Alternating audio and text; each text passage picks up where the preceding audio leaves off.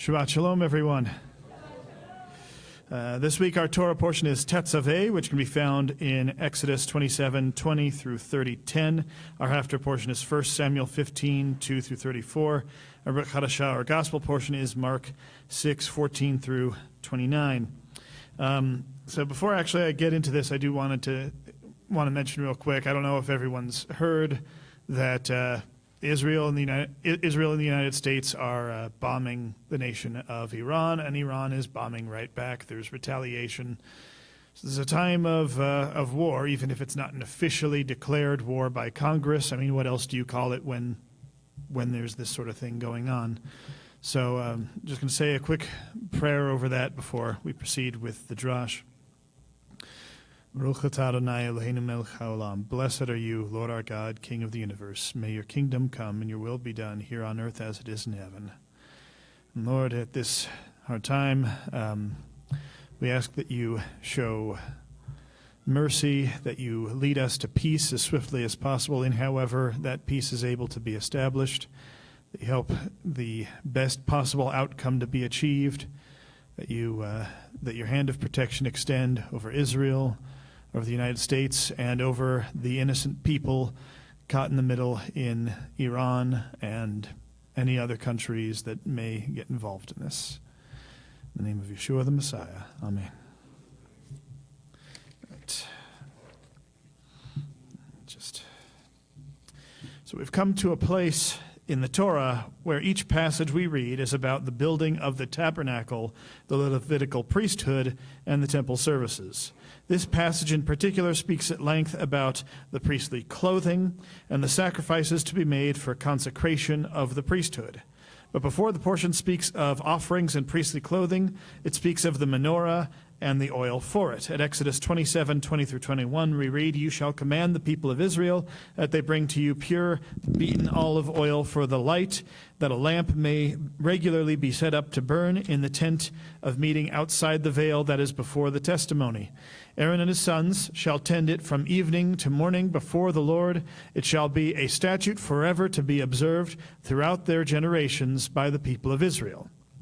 You may recall last week that I spoke of how the tabernacle, and by extension the temple, are meant to remind us of the Garden of Eden, and that the three divisions in the tabernacle symbolize the three divisions that created the earth. If we look at the order in which Adonai gave his instructions for the tabernacle, here we see another very interesting parallel. Rabbi Kizkuni's commentary on this portion says the following: After God had completed giving Moses the instructions about all the work pertaining to the tabernacle, he informed him how to ensure that it would be illuminated inside, seeing that it did not have any windows. This is similar to how he had proceeded when he created the universe. He created the sun and the moon only after the earth had already produced vegetation on the third day. Recall that in Genesis, in the Garden of Eden, Adam and Eve were convinced to eat the fruit of the knowledge of good and evil on the basis that the knowledge would make them more like God. They heard this from the serpent. You all right? Just getting excited. Yeah, okay. Oh. They heard this from the serpent and thus decided that it was something they wanted for themselves. They did not realize the consequences that came with being more like God, because Adonai brings forth his creation in pain, since he knows all that will be and all that can be. He experiences both peace and strife, and so in our search to become more like him, we too must experience peace and strife. And since then, Adonai has been guiding us on a path toward better understanding and how to handle the responsibility of knowing the difference between good and evil, which is to say, goodness and strife. Thus, in having us build the tabernacle for him, he has us repeat much of what he did when creating the world and Eden for us. If we are to be co-creators of this world with him, then we need to follow his blueprint, and this involves not just following his instructions regarding the materials, shape, and size of the tabernacle, but also his instructions regarding the order in which we do things. This is true of much of life as well, for Adonai instructs us regarding the order in which we go about living, and if we miss his order, we end up with something that's not as great as it could be. Adonai instructs us regarding feast days and holy days, with the most important feast day being the Shabbat, today. While many would try to treat some other day of the week as their day of rest, and the Christian church at large tries to treat Sunday as the Sabbath rather than Saturday, this is an example of, I would argue, doing things kind of in the wrong order. Similarly, Adonai's instructions regarding marriage give us an order in which things are to be done. Deuteronomy 22:13 through 21 shows us the importance of abstaining from sexual relations until marriage. Exodus 22:15 through 16 condemns the seduction of a virgin and requires the man who seduces her to pay the bridal price. I want to be clear that a couple who has relations before marriage and then gets married thereafter is still in a legitimate, blessed union. Very much so. And indeed, the common Jewish understanding is that sexual relations are one of the ways that a marriage covenant is formed. Thus, a couple who is not married when they decide to have such relations become married in a biblical sense once they do. Even so, Adonai's instructions still make it clear that it is better to agree to be married first and then consummate. Statistics have repeatedly shown that couples who engage in premarital sex are more likely to get divorced later on. Again, I want to be clear that a marriage between two people who had relations before they were married is in no way lesser than a marriage between two people who waited until their wedding night to consummate. If they stay together in a loving, godly, biblical marriage, then they are blessed indeed and examples for us to live by. Some of the most virtuous people I've ever known became so in part because of mistakes they made in the past, and then they came to repent of those mistakes later on and rectify them. Even so, there is an order to these things to achieve the best possible results. Similarly, when we sin against our neighbor, and therefore also sin against Adonai, Yeshua gives us a specific order in which to deal with these problems. At Matthew 5:23 through 24, we read, "Therefore, if you are presenting your offering upon the altar, and there remember that your brother has done something against you, leave your offering before the altar and go. First be reconciled to your brother, and then come and present your offering." This order is important, for Adonai places great importance on the way we treat each other, more importance on the way we treat each other than on the way we treat him directly. And that makes sense, for if a father has two sons and one hurts the other, does he not wish for the offending son to make amends to the offended son first before apologizing to his father? Indeed, when asked directly what one must do to have eternal life, Messiah answered saying that one must keep the commandments, and when asked to specify which commandments, he listed commandments that have to do with our relationship with our fellow man. You can see the 19th chapter of the book of Matthew for this. Therefore, if we try to reconcile with God before we have done our best to reconcile with man, we fail to do things in God's proper order. Adonai has his timing for a reason, and when he gives us step-by-step instructions for our lives, we ignore his order and his timing at our own peril. But when we obey his timing and his order, then we come to a greater understanding of why he wanted us to do things that way. And in turn, we learn the lessons that he wanted us to learn from that timing. Now, speaking of timing, I think there is an interesting lesson in the idea that these Torah portions concerning the building of the tabernacle so often coincide with the festival of Purim. See, Jewish tradition commonly understands the giving of the covenant at Sinai as the giving of a wedding covenant between Israel and Adonai.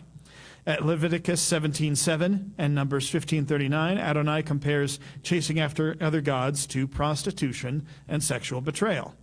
At Isaiah 54:5, it is written, "For your Maker is your husband, Adonai Tsevaot is his name, the Holy One of Israel is your Redeemer, he will be called God of all the earth."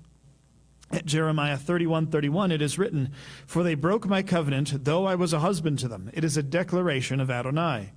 At Ezekiel 16:8, we read, "Again I passed by and saw you, and behold, you were truly at the time of love. I spread the corner of my garment over you and covered your nakedness. I swore to you and entered into a covenant with you, says Adonai, so you became mine." This particular verse describes aspects of a wedding ceremony where a groom takes his bride under his covering. Finally, at Hosea 2:21 through 22, we read, "Then I will betroth you to me forever. Yes, I will betroth you to me with righteousness, justice, covenant, loyalty, and compassion. I will betroth you to me with faithfulness, and you will know Adonai." The reason I'm pointing all of these things out is to drive home the point that Adonai's relationship with Israel is to be understood as akin to a groom and his bride.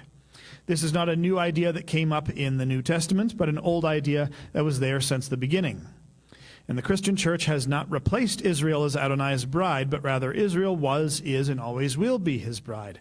As per Romans 11 through 31, Gentile believers are grafted into Israel as wild olive branches are grafted to a domestic olive tree, hence the name of the congregation. They are given an avenue to become part of Israel, not to replace it. Thus, these passages about the children of Israel building a place for Adonai to dwell can be understood to be akin to making a marital home. However, what we must understand is that while Israel is his bride and he is our husband, he is still the king over all existence. He is still the supreme ruler over all the cosmos, and if there are more cosmoses, he is the sovereign over those as well. Thus, there are certain protocols we must follow when it comes to how we approach him. And I want to be clear that prayer and approaching are different things. To prayer is to petition him, but to approach him, to draw into his presence, is a whole other level. In the same way, while my wife and I love each other and have a strong relationship, she would not burst into the room right now in the middle of one of my sermons to tell me something unless it was an emergency. Because we love and respect each other, and right now I'm in the midst of fulfilling my role, my job. In the same way, we are not to burst into Adonai's throne room and try to demand his presence any time that we want. We are not to demand to enter the fullness of his presence any time that we wish. Just as Esther could not simply burst into King Ahasuerus' throne room anytime she wanted to ask him a favor. Indeed, she had to prepare 2 feasts for him before it was appropriate for her to intercede on her people's behalf before him. In the same way, Adonai has set specific appointed times for us to meet with him and be in his presence. We have Yom Kippur as our Day of Atonement, and then we have the biblical feasts of Pesach, Shavuot, Sukkot, Rosh Hashanah, I listed Sukkot twice, and most importantly, the weekly Sabbath. Those are the times that he has set for us to draw closer to his presence. Don't misunderstand me. We are to pray every day, but we must not miss the importance of God's appointed times. With all of that in mind, let us look at what other lessons about marriage we can learn from the Torah portion, from the rest of Scripture, and, by extension, from the book of Esther. Let's generally take a look at what sorts of things help to make for a successful biblical marriage. No doubt people in this audience will be surprised at some of the things that I leave out. Let me just say that I cannot cover everything that makes for a successful marriage here and that's in the Scripture, but I will endeavor to include some of what I think are the most important pieces. Let us first understand that marriage is to be a loving relationship. This does not mean that you are to always feel butterflies in your stomach and a soaring heart every time the other person is around. In truth, you can likely do very little to control how you feel. But that does not mean that you allow your emotions to control you. Neither does it mean that when the emotions are gone that the marriage is doomed to fall apart or illegitimate. We do not get married because of the way we feel, but rather we understand that marriage is a commitment. The biblical definition of love is not that love is a feeling, but rather that love is a way of living. It's a series of actions, a guiding force behind the way that you treat someone. It is showing through the way you live your life that you care more about the other person than you do about yourself. It is continuously putting the other person's needs ahead of your own. It is commonly said that statistics show 4 primary categories of reasons why people get divorced, and these categories are finances, sex, children, and health. A traditional Jewish Ketubah, which is to say a marriage contract, promises 4 things: food, clothing, conjugal rights, and financial support. It seems fairly obvious to me that the 4 primary reasons for divorce occur when one of the 4 things promised in a traditional Jewish Ketubah are not met. Health falls under both food and clothing. Finances are, finances, of course. Money's money. And conjugal rights, I would argue, cover both sex and care for children because children come about when conjugal rights have been enjoyed. Most of the time. In giving the commandments at Mount Sinai, Adonai does something for Israel that I wish more couples did before they got married. He lays out boundaries and expectations for the marriage. He spells out what makes him happy, what hurts him, what makes him angry, and what could well be grounds for divorce. The Torah is Adonai's Ketubah and our Ketubah. This is how healthy relationships are built, by establishing solid rules and boundaries. I've seen relationships where the only rule is don't make the other person unhappy, and when it's not clear what will or will not cause the other person to become unhappy, the relationship is quite shaky indeed. We may be inclined to think that by not establishing specific rules and boundaries that we are being graceful, but the truth is that no one is as graceful as they'd like to be. We all have lines that if others crossed, we'd be upset, maybe even broken. So by not sharing what those lines are, by not speaking about those boundaries, we inadvertently create a moving and often invisible target for the other person to shoot at in their attempts to make us happy. Adonai knows this well and sets his own boundaries for our relationship with him, not just to protect that direct relationship, but also to set an example for us so that we may do each other that same kindness. In these Torah portions surrounding the building of the tabernacle, we get Adonai's instructions about what to do with our finances. Much silver and gold and other precious materials went into the building of the tabernacle. Our Torah portion this week speaks of the golden menorah, the fine materials of the priestly clothing, precious stones for the priestly breastplate and shoulder pieces, gold filigree woven into priestly clothing, gold chains, gold rings, gold bells and pomegranates, golden plates, and many other instances of precious materials being used for the tabernacle and the priestly clothing. This serves simultaneously as an example of investing one's treasure into the religious community, while also being an example of investing treasure into the marital home. And further, serving as an example of giving to charity, for it was only those whose hearts moved them that gave to the building of Adonai's tabernacle. Immediately following all this talk about precious materials, we get a discussion about ensuring there is always the showbread in the tabernacle. For let us not forget that part of understanding finances is not just treasure, but also care for one's daily needs. And as we read at Exodus 36, 4 through 5, then all the skilled men who were doing all the work of the sanctuary came, one by one from the work he was doing, and said to Moses, the people are bringing much more than enough for the work of this construction that Adonai has commanded to be done. We see in that also the picture of a loving marriage. May we all find ourselves giving so much to our spouses that one day they say, that's more than enough. It's okay. You can stop. And may we all be the sort of spouse who recognizes when we have been given more than enough and have the sort of humility and grace to say, thank you so much, but you don't have to give any more of yourself. There are some who would withhold their charitable spirits from their spouses, engaging in what has become known in modern day as financial abuse. When only one spouse is the breadwinner, sometimes that sole breadwinner will withhold finances from the homemaker, refusing to allow them enough to buy groceries for the home. By the same token, there are those who would bleed their spouse dry, taking every last cent, not for their own needs, but rather for their own impulsive spending and wanton desires. If we want to avoid the stress of financial quarreling in our households, we need to be careful to not withhold our wealth from each other, but also be able to recognize when we have enough and not take more from our spouse than we need. Now, the next common marital issue that leads to divorce is sex. While Adonai is our husband, we do not engage in sexual relations with him, obviously. Even so, he has certain rules regarding our intimacy with him. He warns us not to go chasing after other gods and compares this to adultery and prostitution. Through the prophet Ezekiel at 16:32, Adonai directly compares Israel to an adulteress for chasing after other gods. This is a boundary Adonai has set with regard to intimacy. And Adonai also has rules and laws concerning sexual relations. If we look at the collective boundaries that he sets with regard to how we are to handle our sexual morality, we can see that he intends for that intimacy to be enjoyed within the protective confines of a committed marriage. According to Jewish law, a man may make a woman his bride by 3 avenues.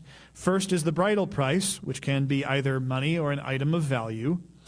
Even the Gentile world generally recognizes this and gives an engagement ring as the bridal price. Adonai gave Israel the spoils of Egypt as the bridal price. That's a pretty big price. The second method is by the signing of a document, the Ketubah, which is the marriage contract. This lays out the expectations for the bride and groom and acts as their written marital covenant. The third way is through biyah, which is to say, consummation. It is understood that a marriage covenant can be made by the 2 parties engaging in sexual relations with the express intent of kiddushin, which is marriage. Rabbis today generally discourage this last method and is not widely practiced in Judaism today, though it is recognized. You can read more about this subject at Mishnah Kiddushin 1. While, again, the third option is the least ideal, it is still recognized. Therefore, perhaps rather than telling our young people, don't have sex before you're married, we should be telling them, if you have sex with someone, you will be married. So make sure that this is someone that you can and want to spend the rest of your life with. There's a psychological element to this as well, for every person with whom you have such intimacy is permanently in your mind, and that past relationship will always be a part of how you think and live. Any baggage that comes with that experience will carry into future experiences with future partners.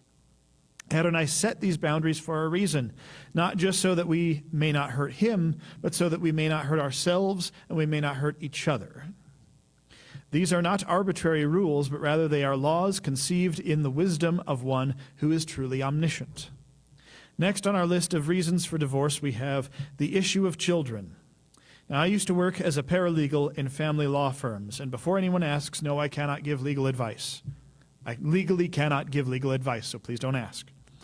But I can tell you what I saw, without naming names, of course. Many of the couples whose divorces I helped handle split up because of disagreements over how to raise their children. One parent might be overly strict, while the other parent allows a 13-year-old daughter to have her 17-year-old boyfriend sleep over. One parent might want to hit their kids to punish them for smoking cigarettes, while the other parent is sharing cigarettes with them. These sorts of disagreements often lead to fights, and those fights might well lead to divorce. But Adonai preempts this, giving us parameters with regards to how we should raise our children, for they are his children as well. Let us first talk about circumcision. Circumcision is commanded to be done 8 days after a boy child leaves the womb. Why 8 days? Well, we could just leave it as because God said so at Genesis 17:12, and that should be enough. God said so. Honestly, yeah, that should absolutely be enough. But rabbis have taught that there is a logic behind this choice. First, if the child is circumcised on the 8th day, then the child has experienced at least one Sabbath before circumcision. The number 7 also represents completeness of creation. Thus, the child's creation as a unique creature inside the womb, eating and breathing on his own, needs to be complete before he can be dedicated to the covenant.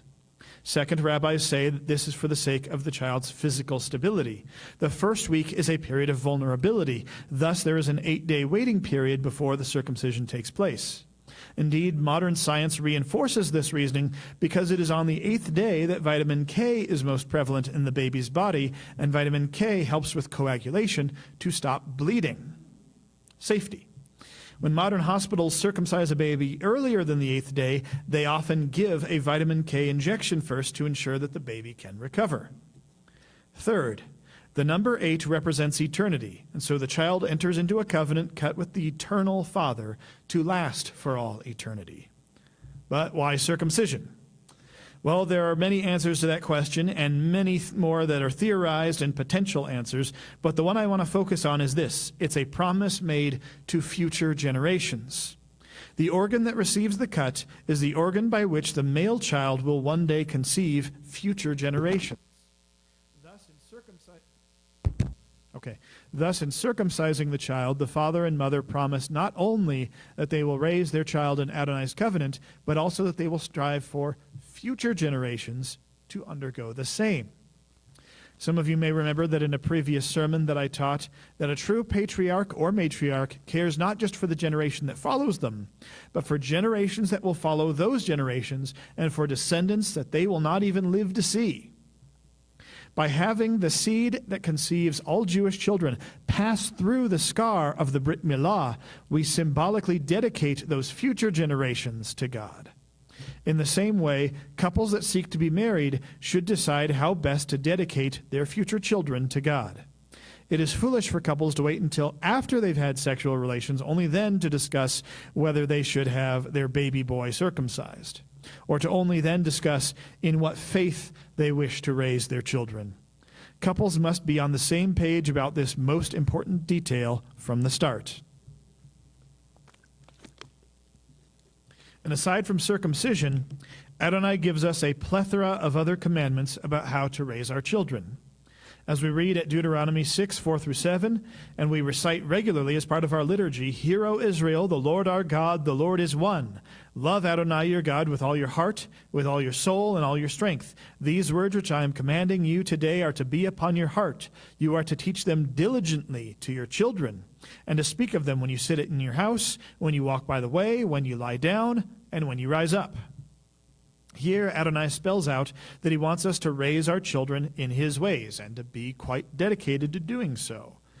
This is one of the expectations of entering into this marriage covenant with Adonai. While not part of Torah, at Proverbs 13:24 it is written, He who spares the rod hates his son, but he who loves him is diligent with discipline. Now, this is one of the most sadly misunderstood passages in the Bible with regard to raising our children. Many people in Western civilization over the centuries have interpreted this to mean beat your kids with a stick. Today we understand that to be child abuse. So is the Bible encouraging child abuse? I say no. Sadly, a great many parents with anger problems or even issues with outright sadism have used this passage as an excuse to beat and severely traumatize their children. Let me be clear that discipline done in anger is not true discipline, but rather the parent showing that they have no discipline by losing control in front of and upon their child. Rather, rabbis have long pointed out that the word Shabbat, which is the word translated to rod here, is also used to refer to a scepter at Genesis 49:10, a tribe at Genesis 49:16, and many, many, many other places, correction at 1 Chronicles 23:14, and is otherwise known as a shepherd's staff. They note that a shepherd's staff is not for beating sheep. You'd be a terrible shepherd if you went around beating all your sheep with a stick. Rather, it is for guiding them, correcting them, and protecting them from predators. A shepherd's staff has a hook on the end so that a shepherd may bring back a sheep that is wandering too far. He may reach out and pull them back in. It's a symbol of authority. Therefore, the rabbis generally understand that this verse means that a parent who does not demonstrate righteous authority and discipline over their child has failed that child. In fact, Bava Kama 17b in the Talmud says that punishment that causes harm is expressly forbidden. Ephesians 6:4 reinforces this. Fathers, do not provoke your children to anger, but bring them up in the discipline and instruction of the Lord. If you punish your children in a fit of rage, you show them how violence and the rage that follows are normal. This is not the discipline of the Lord. This is provoking one's children to anger and demonstrating it for them. These are just a few instances in Scripture where Adonai teaches us about how to raise our children, for they are his children too. I think, though, that the one I want to end this section on is this. Behold, children are a heritage of Adonai. The fruit of the womb is a reward. That's Psalm 127:3. We see in Scripture time and again people who are cursed because they scorned their heritage and their birthright. Esau comes to mind as a prime example of this. Let us be careful never to do that. And before we get married, let us ensure that we are on the same page with the other person about how to handle the heritage of children. And now we come to the last issue on the list of the most common reasons marriages fall apart, which is health. It behooves us to ensure that both parties to a marriage covenant are on the same page about how to handle health issues. If one half of a couple wants to work out and go to the gym all the time, while the other has no enthusiasm for that sort of thing, they're going to have an uphill climb toward making a happy home together. We also have instances, these days a lot of people are turning toward natural medicine. A lot of other people still trust more normal pharmaceutical medicine. Be on the same page about that. But when it comes to arguments over health, let us always remember that the reason why we want our spouse to do this or that with regard to their health is because we love them and we want them to be well. If we remind ourselves of that, it becomes less easy to get angry at them over it. Furthermore, when a spouse pushes us to do things that are healthy and good for us, let us accept that with as much grace as we can, understanding that they want us to be well because they care about our well-being. And let us further be sure that we set boundaries with how far we are allowed to push each other on these issues. Similarly, Adonai sets boundaries regarding what he expects from us with regard to our care for our health. The most obvious example of this is the dietary laws, though the dietary laws are in place for far more reasons than mere health. But there are also laws concerning what to do with our excrement, how to clean up, about not ingesting blood, about washing our hands, about quarantining people with contagious diseases, to not eat things that died naturally. If it died of a disease, don't eat it. And even such things as building parapets on our rooftops so that people will not fall off if they have to climb up there to make repairs. Adonai has certain expectations that we will take care of ourselves and each other, and he has given us the guidelines on how to do so. Even his command for us to surround ourselves with beauty in the tabernacle can be seen as him caring for our health, for studies have shown that surrounding patients with beauty helps in their recovery. In the medieval times, when someone complained of issues with their mental health, the most common prescription was for them to go enjoy beauty in some form or another. So even by ensuring that we experience beauty, the Lord looks after our well-being. Now, I do want to say as a quick aside, and this one's not in the script, so to speak, if you have two people who got married, perhaps without looking at all these things, that doesn't mean their marriage is doomed. A lot of people have worked through it and figured it out along the way. And gosh, blessings to those wonderful people who work it out, who become soulmates not because of some kind of cosmic alignment, but because they worked to become soulmates. Blessed are those people. Now, recently, my wife Jennifer has been working on some premarital counseling materials based on Scripture. Given the theme of this Dross, I want to take some time to share some small parts of those materials with you. First, let us use 1 Corinthians 13, 4-8 as a guide for understanding love. Love is patient. Love is kind. It does not envy. It does not brag. It is not puffed up. It does not behave inappropriately. It does not seek its own way. It is not provoked. It keeps no account of wrong. It does not rejoice over injustice, but rejoices in the truth. It bears all things. It believes all things. It hopes all things. It endures all things. Love never fails. It is important to note that this is not a list of feelings and ways we might describe our feelings, but rather a list of actions and patterns of behavior. Some of these patterns of behavior take some true effort. For some of us, it takes true effort to avoid behaving inappropriately. For most people, it is difficult for us to not seek after our own way. It is difficult to keep no account of wrong. And let's be honest, it is difficult to endure all things. And yet, if we want to say that we love one another, especially if we want to say we love our spouses, that's our calling. This is what we must understand in order to have a solid marriage. So let's talk about patience first. Patience has to do with expectations and hope, and often how we deal with it when our expectations are not met or our hope turns out to be in vain, or in some cases just delayed. When expectations are unspoken, they are especially hard to meet, and unmet expectations can cause bitterness to fester. We need to be honest with each other and with ourselves about our expectations. When we enter into discussions about marriage, we need to ask questions like, what did your parents' relationship teach you about love, both the good and the bad? What biblical couples have shaped your view of romance? What fictional couples have shaped your view of romance? Are there any hopes that you hold that you'd grieve if they were not met? Now let's talk about kindness. Kindness seems like it should be easy. It's just being nice to people. Jennifer and I used to joke when people said that we should do marriage counseling. We said, what would our advice be? Have you tried being nice to each other? Because that's, But nonetheless, kindness at the same time is so difficult at times, because one of the biggest ironies of modern relationships is that we have a tendency to be kinder to people we are less familiar with and harsher with those who are closest to us. It's easier to default to kindness at the start of a relationship than it is to keep kindness up in the long run. Learning over time to be unkind to one's spouse is dangerous because we show the most vulnerable sides of ourselves to our spouse. A moment of unkindness from one spouse may wound far more than a moment of unkindness from a stranger. We cannot go about betraying each other with a kiss. So when you are talking about marriage with someone, ask these sorts of questions.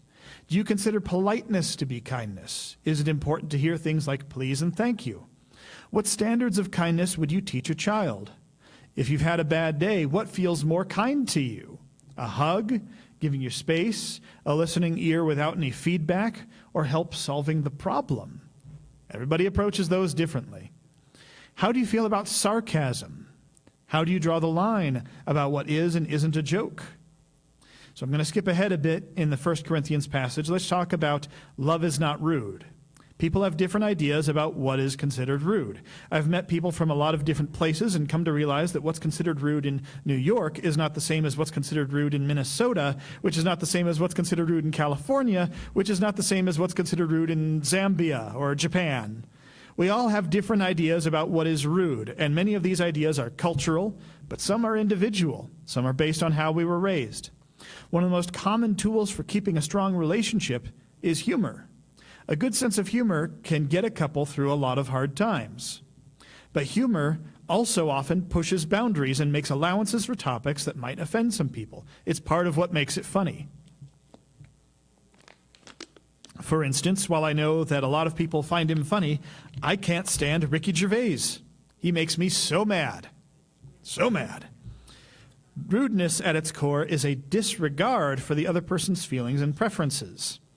This may seem like it's just a social matter and not a biblical one, but consider the golden rule: do unto others as you would have them do unto you. If someone else was telling jokes that you found offensive and you asked them to stop, or otherwise you expressed that you didn't care for that sort of humor, you would not be happy if they continued to tell those jokes anyway, disregarding your feelings. Thus, rudeness is often a violation of this basic golden rule. But in order to keep the golden rule, we need to know what the other person's boundaries are. Thus, we need to be honest about our boundaries. If someone tells you a joke that makes you uncomfortable, try not to laugh out of politeness. This is a hard one, especially for those of us who are introverts, like me. And if you are considering marriage with a person, maybe consider asking the following questions. Do you have a favorite comedian or comedic actor? That can tell you a lot about a person's taste in humor. When Jennifer and I got married, we were looking through our DVDs and we discovered that we had 2 DVDs in common. First, we had Shrek 2, and a special by a comedian named Stephen Wright that was called When All the Leaves Blow Away. That's a very niche comedian. Stephen Wright, yes, he's known for being very silly. So discovering that we were both fans of his humor was affirming that we'd made the right choice. If one person's favorite comedian is Jim Gaffigan and the other's favorite comedian is Ali Wong, they may not necessarily be the best match. Or at least they'll know they have some obstacles to overcome. Again, this doesn't mean that they can't be together. It just means they've got obstacles. Let me be clear that just because 2 people did not start out as a match, it does not mean that they can't become a match over time. In fact, most couples start out at least a little bit mismatched, but over the years, they allow themselves to be molded so that they might be better suited for their spouse. When you meet a couple that's been married for a decade or more, they seem perfect for each other. That is often because they have allowed themselves to mold and shape and grow together. So even if they start out with a very different sense of humor, both parties may over time learn to appreciate the other's sense of humor. But rudeness and manners are not just about humor. Ask what the other person would do if they were at a restaurant and the waitstaff got their order wrong.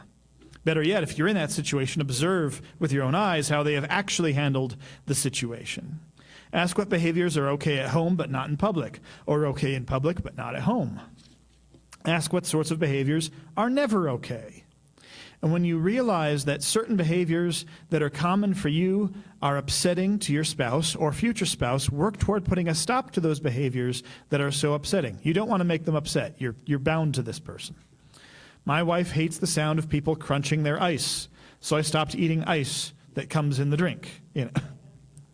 Everyone has those things that they consider rude that maybe other people don't consider rude. So it behooves us to find out what those things are and adjust our behavior accordingly. And there are many more questions that Jennifer has come up with for couples considering marriage to ask each other. But the greater point I'm trying to make here is that we need to have these kinds of conversations. It can be easy to simply go off the way you feel and the experiences that you have together, but the way we feel and what we experience together is often clouded by early relationship excitement goggles. Sometimes when we're in premarital relationships, we neglect to ask the important questions because things are going so well, and we fear that by asking the wrong questions, we might cause everything to crash and burn. But we need to understand that Adonai set his rules out from the beginning, not just so that we might have a good relationship with him, but so that we might follow his example and thus have better relationships with one another. He told us exactly what kind of house he wanted while dwelling on earth with us and ensured that we had the instructions and the materials to build it. And before I conclude this message, there's one more important thing that I want to talk about from the Torah portion. At Exodus 28, 15 through 21, we get a description of the 12 gemstones that go on the priestly breastplate. At verse 21, we read, "There shall be 12 stones with their names according to the names of the sons of Israel. They shall be like signets, each engraved with its name for the 12 tribes." Thus, the symbolism of the 12 gemstones should be fairly obvious. They are there to remind us that we are all precious in Adonai's sight, just as gemstones are precious in our sight. This is reminiscent of Yeshua's parable of the pearl of great price, which you can read at length at Matthew 13, 45 through 46. In that parable, he speaks of a rich merchant who sells everything he owns to gain a single precious pearl. Yeshua likens the kingdom of heaven to this merchant. I believe this goes both ways, saying both that we need to be ready to give up everything for the kingdom of heaven, but also that Adonai is ready to give up everything to obtain us, because in his sight, we are the precious pearl. But there's something we need to understand about precious gems and pearls. Both of them are surrounded in things that make them unclean. Pearls are found in the mouths of oysters, which are an unclean animal. This is not unlike the dye called techelet, which is translated to blue in most English Bibles. It too comes from an unclean animal, a sea snail, and yet it is used in the creation of the priestly garments. It is taken from something unclean to make something holy.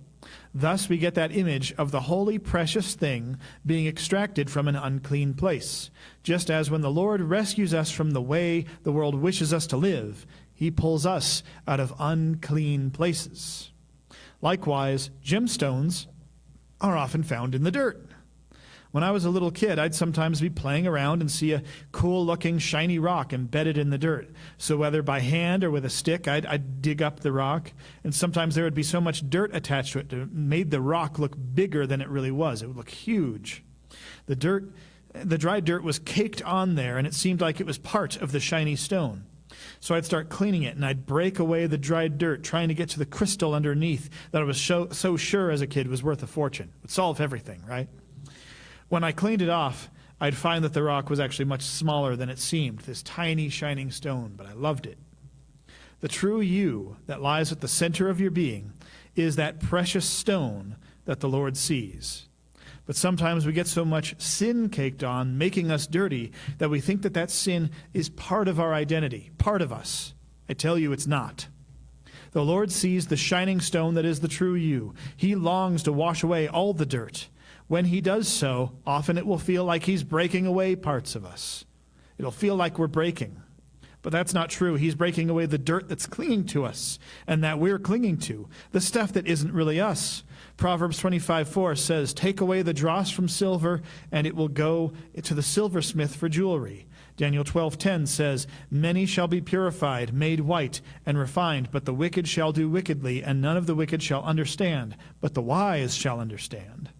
And Isaiah 48:10 says, "Behold, I have refined you, but not as silver. I have tested you in the furnace of affliction." I think this imagery is here to help us understand. When the Lord tests us and puts trials in front of us, it is so that we may be purified of those things that are not the real us. We are the gemstones, the silver and gold, the pearl of great price, but we need him to remove the unclean and worthless things from us. It is not my intention to tell you this merely that you should feel good about yourself, though if you are a person who is struggling with self-loathing, I want you to know that you are precious to God. More importantly, it is my intention that you should feel safer about letting go of the sin that you think is part of you. It's not part of you. It hides you. It conceals you.